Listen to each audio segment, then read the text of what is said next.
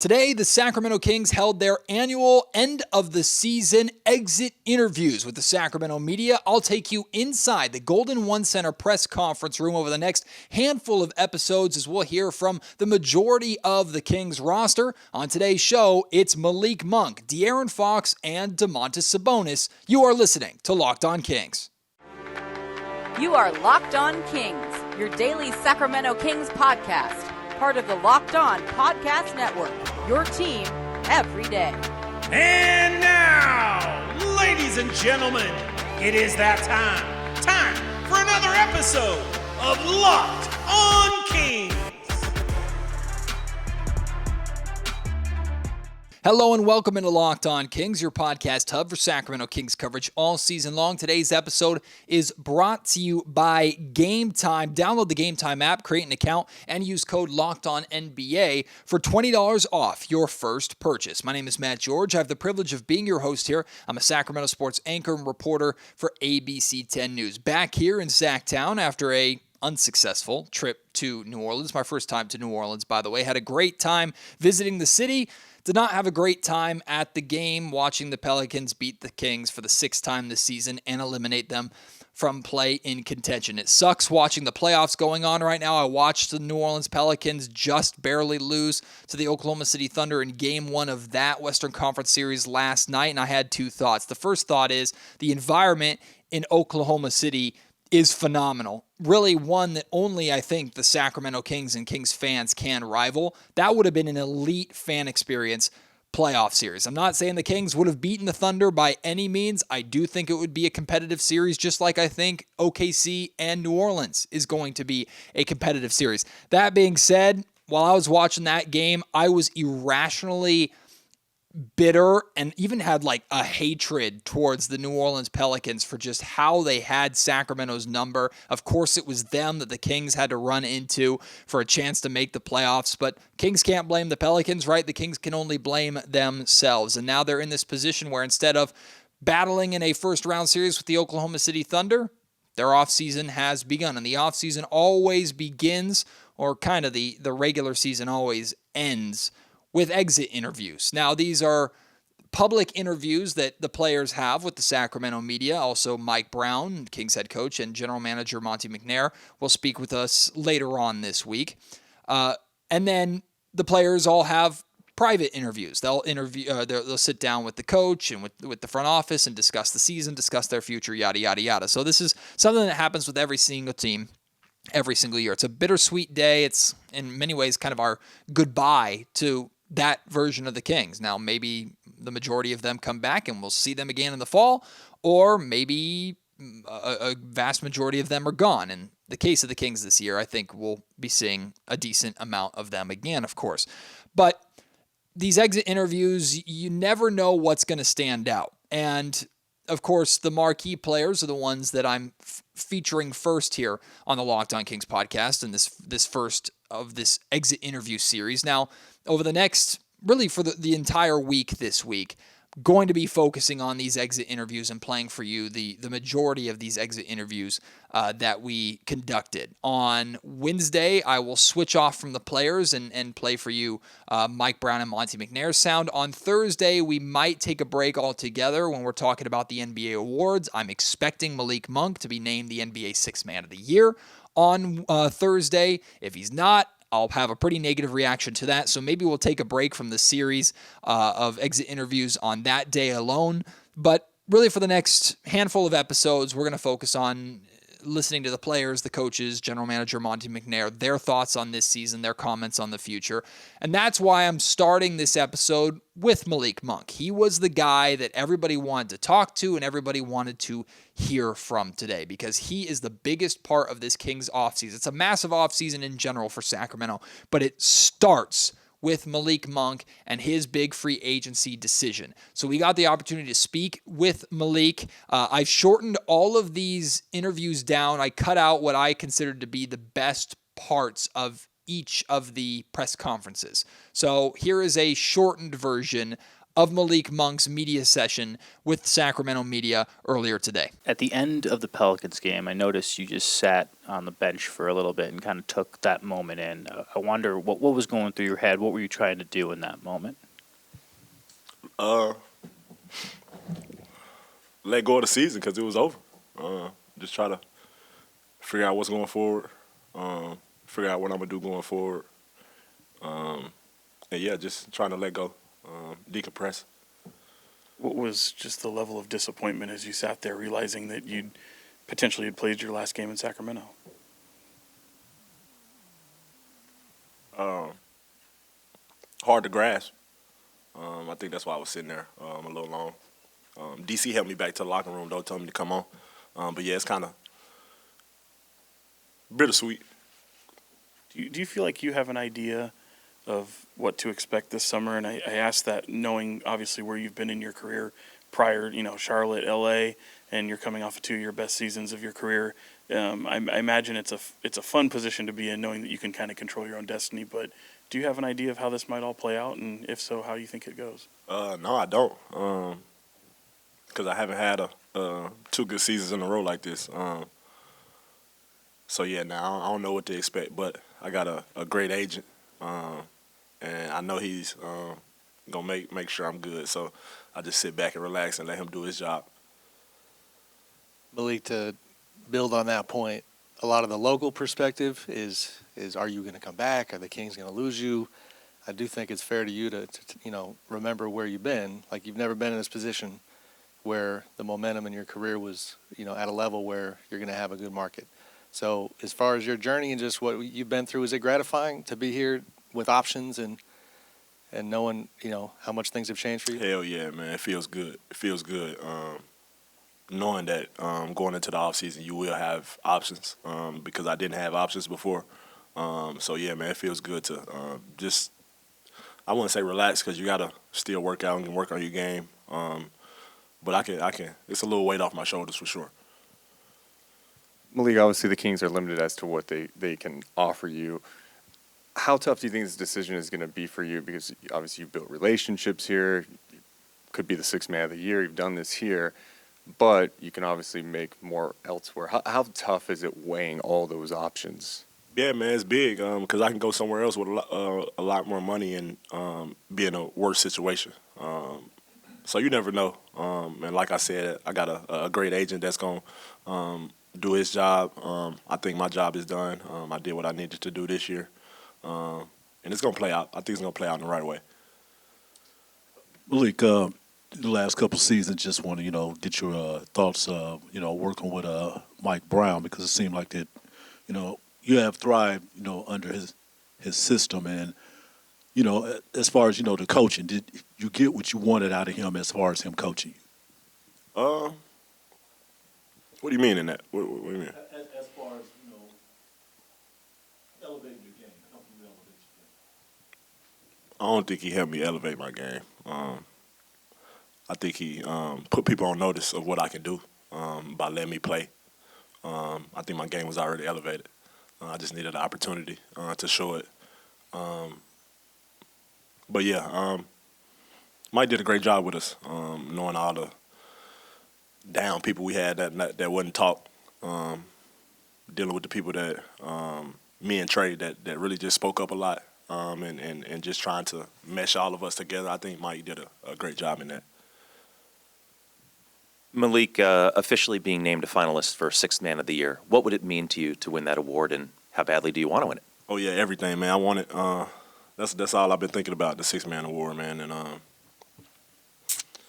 yeah, yeah, that's all I can say, man. I want it bad, and that's all I've been thinking about since then, especially when the finalists came out. So I hope y'all voted for me.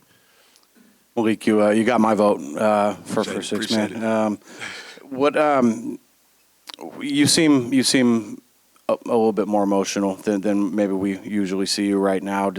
I just wonder, like, how much or maybe some of this stuff hitting you today? You've been here, had a chance to play with Fox, had a chance to really show who you are and what you can do on the floor. And I know, this time you valued it as much as maybe the fans and the organizations valued you. What are you feeling today, and what are these emotions? I just woke up, too. I'm kind of tired.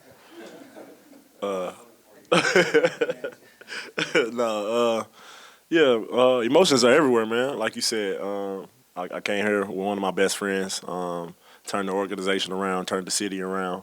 The city loves me, and I said before, I love the city. So yeah, man, the emotions just everywhere right now, and that's something I got to deal with being an NBA player. So I'll be all right. Couple questions for you, Malik. First, Keegan just said no matter what decision you make, he'll have your back forever. Domas, De'Aaron have echoed kind of the same thing. The support that they have, knowing that obviously they want you back, they want to keep playing with you, but they support whatever you do and are encouraging you to seek what's best for you. I guess, what does that mean to you? Everything is everything, man, because they didn't have to accept me when I got here. Besides Fox. But nah, yeah, man, they didn't have to accept me how they did. It was great. They all welcomed me, and like I say, they all listen to me now.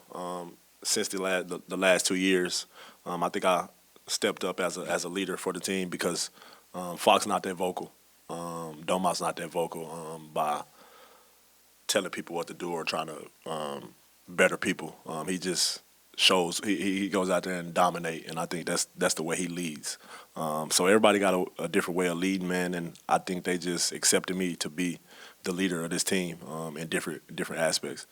And then secondly, I imagine these last few weeks have been difficult sitting on the sidelines watching that stretch and watching the play-in. Obviously not the result you guys wanted, but I guess how proud are you of the effort and the fight and the Golden State win and everything to get to that point, and how much you were a part of that? Yeah, man, it was great seeing those guys compete like that, man. But I didn't like it at all because I was watching. I went out there with my guys doing the thing I love the best. So it was kind of bittersweet, like everything's happening right now, man. But yeah, I loved it. I loved it. It was a great season. Even though it ended like it did, we showed a lot of heart. Yeah. So 2 questions for you. You know, like just overall since you've been drafted, you know, you've had that 6-man role when you were in Charlotte, you know, down LA with the Lakers, and now up here in Sacramento. And just knowing that now you have mentioned having options, you know, going to a different team in free agency, you know, do you always see yourself as just having that 6-man type career, or are you looking at going to a system to where you want to be more of a facilitator on the offense? I think I facilitate while I'm being a 6-man, but yeah, I definitely want to start.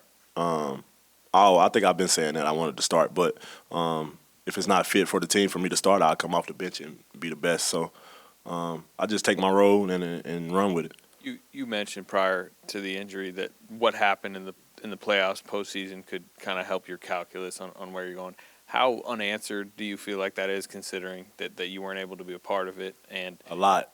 Yeah. Yeah, a lot. And what is your belief if you did return, that like this core, you know, is trending in the right direction? I feel like we'd be playing right now if I was playing, so we would have been going in the right direction with that. So I can't really speak too much on that because I can't control who comes here and who leaves and everything like that. So, but yeah, I just feel like we'll be playing right now. Played yesterday if I was not injured. I really want to hear from you after this, because I think a lot of Kings fans are naturally preparing themselves for heartbreak. I think a lot of Kings fans are thinking, God, based off of Malik's comments there, based off of the comments earlier by De'Aaron Fox after the play-in game, right? It just seems writing is on the wall. It feels like Malik Monk's gone. It feels like he's going to get offered more money by another team that Sacramento can't offer, because there's only a certain set amount that the Kings can offer, which is around $17-18 million per year, at least as far as I understand it. He's going to get more money than that, and he's going to take that money and run. I understand those feelings.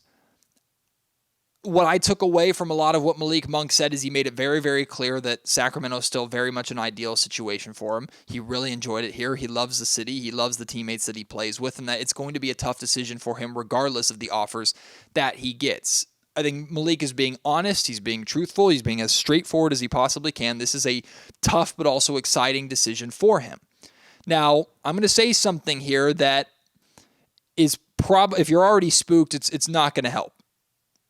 Because I'm still optimistic that Malik will remain in Sacramento, and he had a line in there that he said, like, things play out the way that they should or the way they're supposed to. And I'm hoping that's kind of him letting on to, he hopes it works out to where he returns to Sacramento. We don't know his primary motivations. If he's financially and money motivated first and foremost, it's hard to blame him for that based off of or the way his career has gone to this point. But the comment that I'm going to say that might make you feel worse, and I apologize for it, but I'm just being real. If Malik Monk walks, if he takes an offer from Orlando or San Antonio or another team that swoops in and offers him more than the Kings can pay and offers him a starting spot, which he brought up there in that press conference as well, the Kings are in trouble. I'll be just dead honest with you, because the Kings do not have the money. They are not really a free agency destination, as we know, regardless of how good they are. Sacramento has never been a free agency destination. And because of their draft pick situation, they don't necessarily have the assets to go and get a replacement for Malik. Plus, I don't know if a realistic replacement option for Malik Monk is out there.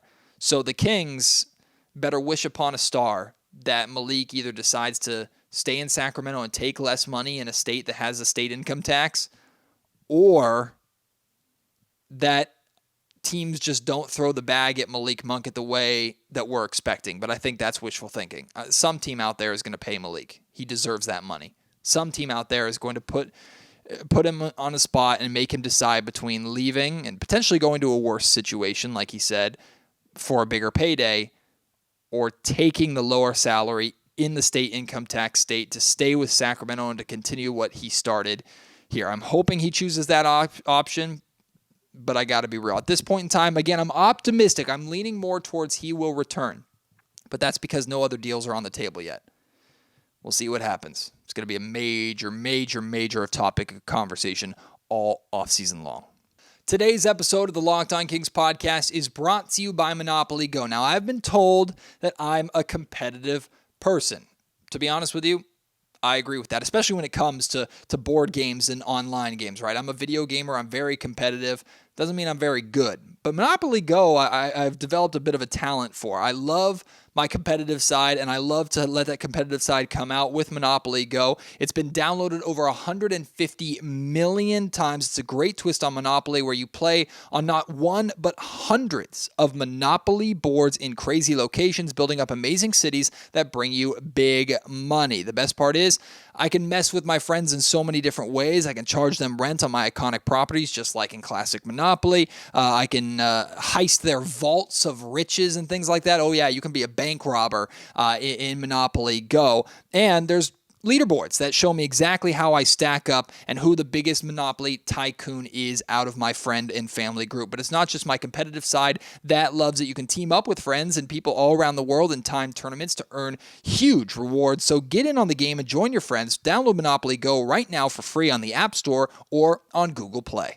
Like I said earlier on the show, today's episode of Locked On Kings is brought to you by Game Time, which is now an authorized ticket marketplace of Major League Baseball, which makes getting tickets even faster and easier. Prices on the Game Time app actually get better and go down the closer it gets to the game. With killer last-minute deals, all-in prices, views from your seat, and their lowest price guarantee, Game Time takes the guesswork out of buying MLB tickets. You get last-minute deals where you can save up to 60% off buying last minute for sports, concerts, comedy, theater, whatever it is. The closer it gets to the event, the more money you are going to save. It helps you twofold. One, you can feel a little more confident about deciding at the last minute if you want to go to something or not. Maybe your schedule opens up last minute. It's an event you really wanted to go to but weren't sure if you could, or maybe you just didn't get that commitment from your friend or family member until the last minute. You can still get your tickets, and it even makes sense to get them late. Plus, they have their all-in pricing, which you can toggle this feature, which shows you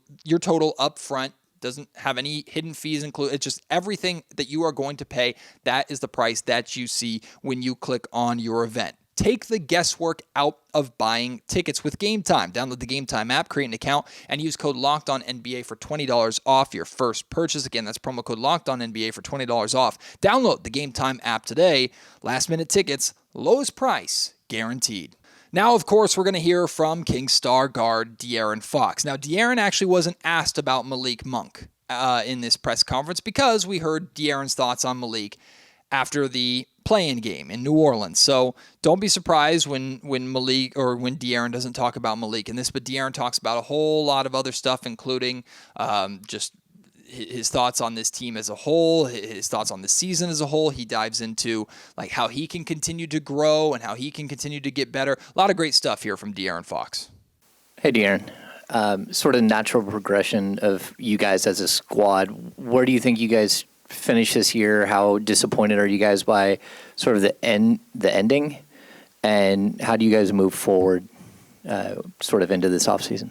I mean, I think obviously it's a disappointing ending. I mean, you want to continue to play for more. I mean, I don't think we were bad this year, but obviously the West got tougher, and I don't think we stepped up to that plate. Obviously, we can look at countless games of we had the lead or games we should have won, and you look back at that, and it definitely bit us in the back. Coming towards the end of the season. De'Aaron, for you, how much is like just your confidence in the direction and kind of the construction of this group shaken by having a step back this year? I mean, I think we put ourselves we were in positions to have a better record. 46 wins is not bad, but at the end of the day, you see where this conference is going. You look back at games that we should have won, and you're looking like, oh, we could have had 51 wins or 52 wins, and you're sitting in a different spot. But at the end of the day, we didn't. We know that we could have been a better team this year, and we let some games slip away. But I mean, we're looking at 46 wins, and you're like, oh, it's a bad season. And if we do consider that a bad season, then we know that we have to be much better. But as a team, we know that we have to be better. We have to build differently, and I mean that's not for me to do. That's for for the front office. But for me, I come in. You put in the work, and you go out there with the guys that you have. You go out and you battle. And I'm glad that we were able to do it with this group. I mean, 2 wins from last year put you from the 3rd seed to the 9th seed. So this conference isn't getting any easier, and we have to continue to build towards the future. And I don't think as a team that we were a bad team. I think that we had chances, and we just didn't seize those chances. Hey, Fox, you led the league in steals this year, also a high volume of three-point shooting with consistency. Those were probably the 2 biggest areas of growth throughout your career. So what's the next step, you think, in your evolution into that star potential that so many people talk about? I mean, I think just continue to be more efficient on the court. Just from all aspects, continue to be a better defender, continue to get stronger, more athletic. I mean, you look at every aspect of the game, and I feel like I can continue to get better as a player. Continue to do whatever my team asks me to win games. I think I wasn't as good late in games this year as I was last year, but like I said, I think we took a step backwards a little bit as a team, and we still have things that we can continue to get better at as a group. De'Aaron, I'd like to ask you a question about a member of the coaching staff, Jordi Fernandez. And I'm not talking about the situation, prospect, future, or anything like that, but him working with this organization, him being part of the coaching staff, him, I believe, who was leading the defense. Can you talk a little bit about working with him these past couple seasons? Yeah, I mean, I think Jordi was great. It's funny that you said that because Mikael actually hit me this morning asking me about him. But, man, Jordi was great. And I think everybody who's worked with him knew at some point, he'd be a head coach in this league. But he was fantastic for us. I think my first interaction with Jordi, we were in San Diego. I was working out with Luke. And he just sat in a workout, and he was like, and this was before last year. He was like, I don't think you're working hard enough. He's like, I don't think you understand. Like, I've coached against you. I don't think you understand how good you can be. But I don't think that. And this is like, me and Luke have probably been working together for like 2 weeks or so. And he's like, I don't think you're working hard enough. I don't think you're doing what you should be doing to become the player that you want to be. And he kind of stood with me because I'm like, I felt like I'm going hard. Like, but that's one thing that definitely stood out to me just from our first interaction. And Jordy's been great for us, man. Just the attention to detail that he pays, not only during like the playoff series last year or like the 2 play-in games that we had because they're 1-game series, but day in and day out, just the attention to detail from offense to defense, to how we're getting back, to, some box outs, just everything that he does. I think everybody knew that at some point he's going to be able to lead a group. And obviously you look at it as like it's a sad day, of course, losing someone who did so much for y'all. But, I mean, that's the nature of this business. Every coach wants to be a head coach at some point. And, I think he's going to be great for Brooklyn, for the next group of guys that he leads. But I think everybody loved Jordy, being able to be around him every day and just enjoy to be coached by him. But I think he's going to be a hell of a head coach for sure. It seems like a lot of times you're talked about as if you kind of just are what you are, but how much do you feel like you have another level that you can reach? I definitely feel like, 26, I've been in the league for 7 years. I feel like I've gotten better every year. So why do I think that my growth just stunts now? I still have things that I can work towards. I've had stretches where I looked really good. I've had stretches where I wasn't good. So you want to obviously have those stretches be longer for a period of time, but obviously knowing that you're going to have a slump here and there. But I work at my game. I work at my game every day. Regardless if we just come in here and get shots, regardless if we come in here and go live, I work. So I don't feel like I'm done growing as a player. De'Aaron, obviously you've been here a while now. There's been a lot of turnover in your tenure here. But now the last couple of years, getting a little consistency from the coaching staff, obviously, and an opportunity to kind of build on things rather than every year tear it down and rebuild it. What does that mean to you personally, and what are you looking forward to, like, in this offseason? Obviously there's some question marks, but just generally being able to build something for the future. Yeah, obviously, I don't know what happens this summer, but just having that consistency of some guys that are going to be here, coaches that are going to be here, it gives you that confidence knowing that you're going to take that next step forward and not have to wonder what the foundation is going to look like. And I feel like you can look at Dallas. Like last year, they didn't. Obviously, the year before they made the playoffs. Last year they didn't make the playoffs. This year, they make a trade at the deadline, and they looked like honestly the best team in the league for after the All-Star break. So those are just like little things that you look forward to, and having that consistency as an organization, and it's fun. Obviously, and like we said, this conference isn't going to get any harder, but you don't want it to. It isn't going to get any easier, and you don't want it to. You want to be able to be atop of a conference like the Western Conference this year, and that gives you confidence going into the playoffs that you have a chance to win a championship. So, if we are able to get better, if we're able to fight out and get a spot in this Western Conference, if we're able to get 50 wins, like that gives you confidence. And like I said, 46 wins, we look at because we didn't make the playoffs, like, oh, that's not good. We're a couple blemishes away from having 50-win seasons, so I don't think we're very far off. Kind of along those lines, like just, you have the expectations that you get coming into the season, and then you kind of almost duplicate the record that you had last year. And kind of along those lines, you learn something about maybe your team. What's maybe the one or two things that might be on your mind most this summer when you think about where your team is at and what could lie ahead for you guys? I think one, it's like how much better can we get as players who are here? What could happen as far as trades or draft or what may happen. I look at what we have, and I think what could have been, what could we have done better throughout this season. And obviously there are things, if we make our free throws, we probably have 51 wins. Like it's small things that start to add up and start to snowball effect into a season. And now we're looking at it like, damn, we didn't make the playoffs. We weren't that good of a team, which could be true, which could not be true. But what can we do next year to put us in a better spot? And those are, obviously we have to look ourselves in the mirror as players. What could we have done better? And then, obviously the front office, what do we bring in to be a better team, to compete in this hard conference? And that's pretty much it.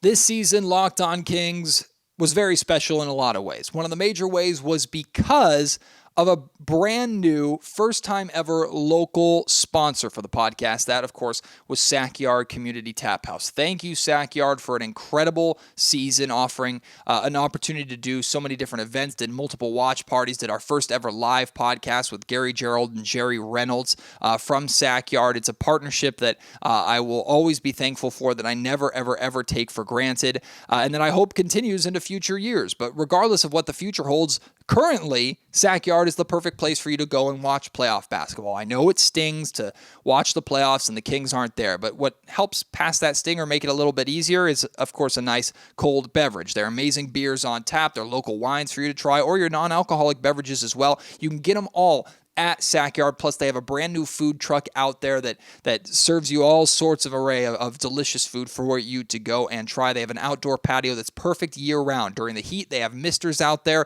lawn games for you to play. During the winter time, you can even watch Kings basketball outside on their outside TVs because they have their wonderful fire pits out there. Sackyard is perfect year-round. Bring your family, including your pets. They love dogs over there at Sackyard. Thank you, Sackyard, for a fantastic season, and continue to take advantage of our deal. If you go to Sackyard, make sure you mention Locked On Kings. You'll get 10% off of your tab. Sackyard is your home for the Locked On Kings listener. And today's episode of the Locked On Kings podcast is brought to you by Prize Picks. Prize Picks is America's #1 fantasy sports app with over 3 million users. It's the easiest and most exciting way to get in on the action while you watch your favorite sport or your favorite players. You can just pick more or less on 2 or more player stats and watch the winnings roll in. I played Prize Picks all this season. My final total that I was up $778 just from Prize picking Sacramento Kings games this year. It was an incredible, successful year for me in the podcast realm. Wasn't as successful as a year as we were hoping for the Sacramento Kings, but for me personally, made good money and had a lot of fun doing it. I'm not the only Kings media member that plays Prize Picks. I know I'm not the only Kings fan that plays Prize Picks. It's so much fun. I encourage you to give it a try. Throughout the NBA playoffs, you can enjoy Prize Picks, plus MLB, enjoy Prize Picks. When NFL comes back, Prize Picks is a lot of fun for that as well. You can get in on all the playoff action and win up to 100 times your money on Prize Picks as the world's best players battle it out in a trip for the NBA Finals and to win the biggest prize in basketball. And Prize Picks has something for every sports fan, from basketball to hockey, even League of Legends and everything in between. Yeah, they got esports on there as well. You never know what you are going to find on Prize Picks. So go to prizepicks.com, download the app today, and use code LOCKEDONNBA for a first deposit match up to $100. Again, prizepicks.com, code LOCKEDONNBA for first deposit match up to $100. Prize Picks. Pick more, pick less. It's that easy. And finally, let's hear from Domantas Sabonis, who spoke on the importance of bringing Malik Monk back and was making it perfectly clear that there's no excuses for the Kings missing the playoffs. And to Domas, that was a big disappointment. When you look at the season overall, a lot of expectations heading into it. How do you guys feel like as a group you've handled those expectations, and would you classify this season as a disappointment not making the playoffs? Yeah, it's definitely very disappointing how it ended. You know, it's frustrating. You know, it's tough to even watch the playoffs, you know, knowing that we could be there and fighting. Domas, Mike talked a lot this season about you didn't catch teams by surprise anymore compared to last season. I'm just curious how you saw that and how you felt that on the court and how you think this team grew over the course of the year of recognizing that and still finding ways to win. For sure. You know, I don't think that's an excuse either because, I mean, you're playing against a team and you need to win. You know, you can't always catch them by surprise. But I definitely felt like post-All-Star break, we definitely had a lot of improvements there. And then we had a couple injuries go down, which kind of made us start again from the beginning and figure this whole new rotation thing out. And we ended up falling short at the end. Domas, 2 questions for you. Number one, is it hard to look at this season and really assess like what it was? Do you take it at face value for the win total, where you finished in the West, or do you look at some of the games that got away and some of the injuries you dealt with and think that, like as we've heard, this could have been maybe a 51, 52 win team? Definitely, yeah. It's hard to assess right now. I was talking to some of the guys, like, it wasn't a bad season, we were always up on a good note, on a high, like usually when you don't make the playoffs, you have a losing record or you're almost at 500. So it definitely didn't feel that this way. So the fact that we're not in the postseason is definitely hard to swallow right now. So I can't really answer that. And Malik's future obviously is a big focal point right now. How important has he been? And do you approach him? Do you say anything just about how much you guys would love to keep him Tried around? every day since the beginning of training camp. Obviously he knows what I think of him and how much I care about him. So yeah, hopefully we would love to have him back. Tomas, as you kind of reflect on your tenure here in Sacramento the past couple of years, how does it kind of feel, or how would you assess the way you've been able to evolve as a player? Kind of becoming the hub of the offense, and we talk about the double numbers and the triple numbers. Just from your point of view, how does it feel to know you've evolved in this kind of a way as a player in your stint here in Sacramento? It's been really fun. Like I always say, since the first day, I've been welcomed here with open arms, and it's made it very easy for me to transition and really be the player who I am today. And I always give credit to my teammates. They're the ones who make it easier for me on the court. So their trust, allowing me to be me on the court, is what's led me to be here. Hey, Domas, you talked about, those decisions are Monty and Wes. I'm just more curious, you and Fox, they obviously have such a commitment to financially, and wondering how comfortable maybe you having a voice in some of the decision-making that goes on with this organization. Like, do you feel like you have an impact in that way and have the freedom to speak up in that regard? Yeah, of course. Monty and Wes have always been really open with me and included me in some big decisions, which I appreciate, and hopefully it keeps moving forward that way, and we have a big summer coming up. Domas, I know last summer you worked with Doug all summer long on sort of the finer nuances of the game. What is it that you plan on focusing on this season, especially the jump shooting? Is it more threes? Is it more mid-range? What is it you're trying to work on? Like I say, it's always a bit of everything, my overall game. I feel like, through the offense, I kind of have to have a threat everywhere on the court, since I'm getting played through, on the elbow in a situation like that. But knowing Doug, he already has a whole book written for me, and we got to go over it now. And he's very creative, and we're going to get to work straight away. With you and De'Aaron being the stars of this team, how do you feel like you guys did this year as leaders on and off the court, and where can you continue to grow? I feel like there's always room to always room to improve and to grow in that situation, and De'Aaron has grown hugely, speaking up, keeping guys accountable, and I think it's definitely showed, and we just got to kind of keep adding on to that into next year, with this group or whatever may happen. I don't know. Domas, you're locked in, for quite a while financially and we're contract-wise here. De'Aaron's, going to come up sooner or later. Keegan's going to come up.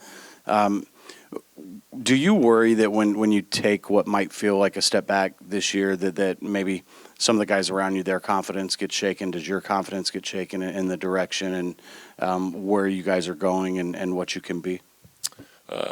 I definitely don't think it's shaken. If anything, it'll just motivate us more. I do believe that there always has to be a little step back before you kind of climb up all the way to the top. So the fact that it happened now, I'm only hoping for good things moving forward. Domas, on your right here. You've been asked about this a lot all season long, but now that it's over, the offensive side of the ball just wasn't what it was last year. The defense got better. You're obviously incredibly important on that end. Just what's your final assessment of why the offense seemed to take a step back, and how big of a part of the offseason conversation is that going to be? I think it's going to be big. We got to go over things and see how we want to play.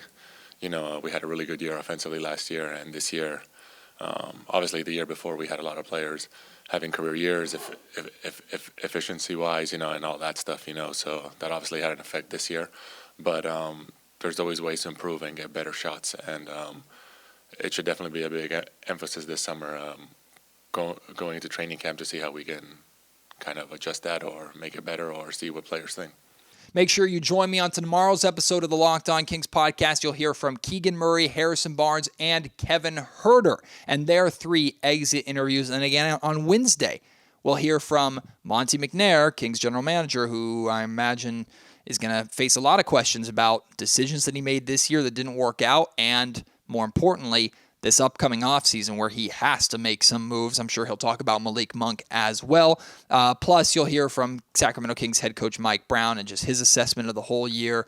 And I imagine Mike is going to talk a little bit, or at least be asked a little bit, about how involved he's going to be with Monty on the next steps for this roster this summer. Because it's very, very clear. As much as I like these guys and would love to see this team just come back and be good vibes all together, this is a results-driven league, and the Kings did not get the results that they wanted or were looking for this year. Changes have to be made to some extent. So we'll talk to Mike and Monty about that on Wednesday. Again, tomorrow, you're going to have Kevin Herter, Keegan Murray, and Harrison Barnes to hear from. Got more players coming later on in the week as well. And then on Thursday, we'll look at the NBA awards and talk about, hopefully, Malik Monk as the NBA Sixth Man of the Year. Until the next episode, my name is Matt George. Thank you so much for listening to the Locked On Kings podcast. You've been listening to Locked On Kings, part of the Locked On Podcast Network.